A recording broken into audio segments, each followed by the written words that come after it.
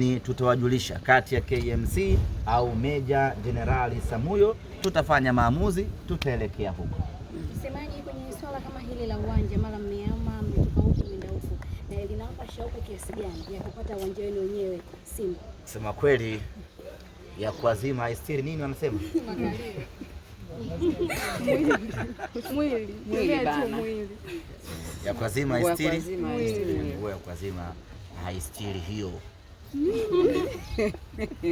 Sema kweli linatusumbua sana.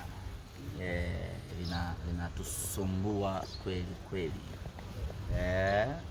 Linatusumbua sana. Tena sana.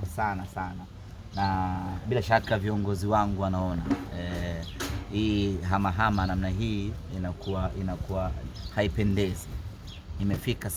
Imefika wakati sasa Simba tufanye kila tunachoweza kufanya tupate kwetu. Hii leo umehamia hapa, leo unaweza kwenda kuhamia uwanja wa Meja Samuyo, kesho ukasikia kuna gwaride. Unaona bwana, kuna gwaride hapo, watu wanajiandaa sina mpango gani na nini, mafunzo kwa vitendo mara sijui tayari mara mihama. Sijui mnaelewa Sema kweli inachosha na inaumiza. Mimi naamini kabisa hii inaweza kuwa sababu ya sisi Simba kuwa na makazi yetu ya kudumu. Wahenga hawakusema uongo. Nguo ya kuazima haistiri mipango.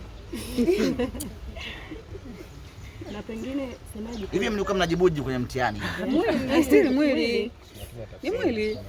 Haistiri mwili? Ndio. Hamna, kuna kitu kinatajwa pale. Ukisema haistiri mwili unakosa. Sasa pale uweze kuandika hivyo, unatumia tafsiri au kwenye mtihani hamkukutana na hiyo swali? Tumekutana nalo. Mlikutana nalo? Haistiri mwili. Mliandikaje? Nguo ya kuazima haistiri mwili? Alijibu Salome kwenye swali hilo. alijibu, lakini utumie tafsiri. sema kalio. Ila wahenga walinyoosha. Another one? Ndio na